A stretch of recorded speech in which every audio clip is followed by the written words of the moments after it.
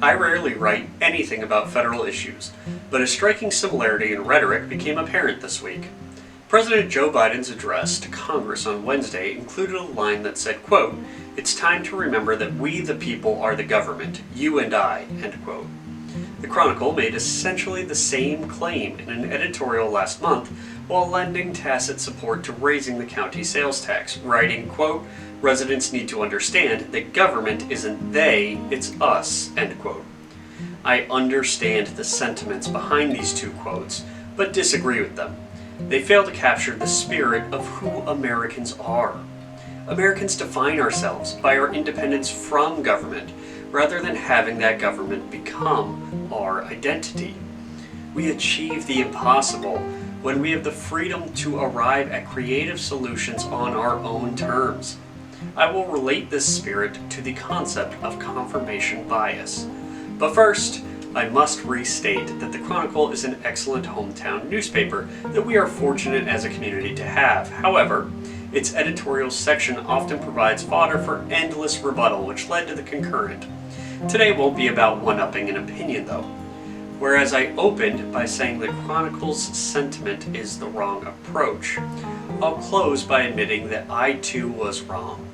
I failed to see this American spirit and what it means for our local animal shelter.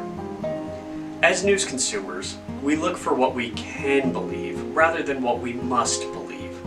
We are able to accept new information to a point, but rarely does this new information cross a threshold that changes previously held beliefs. This is confirmation bias.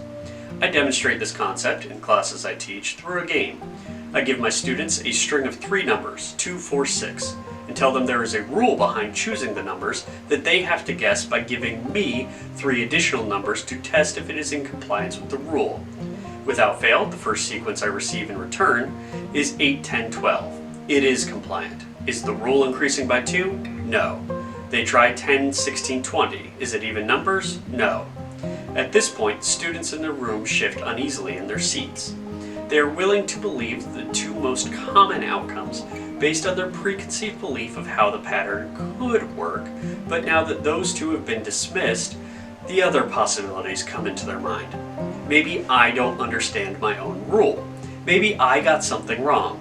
Maybe the game is just stupid. The rule is that each number must be larger than the one that precedes it, something easily uncovered as soon as someone guesses numbers out of order. But at this point, I've almost always lost half the class's interest based on their body language.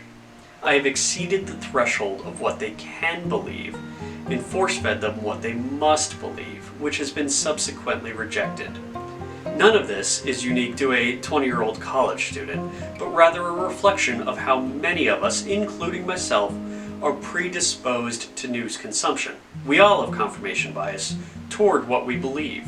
We all don't want to be told what we must do. We want to be set free to explore what we can do. I had written a column that the Commission was still directionless on the animal shelter, and I had claimed that the talk surrounding the public's willingness to financially support a new shelter was greater than the reality, and I cited Shelter Me Citrus' effort for this.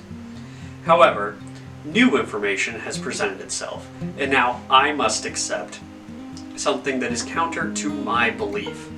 I was wrong. What I had overlooked was the American ingenuity of an individual to reignite a movement through a selfless act, such as the anonymous $100,000 donation last week. Tax money will have to be used to fund some, if not all, of the project, but I believe with new enthusiasm that the community will figure out a cost-effective plan to get the project started and answer the call to offset some of the upfront costs with private funding. The project can be completed without raising taxes to do so.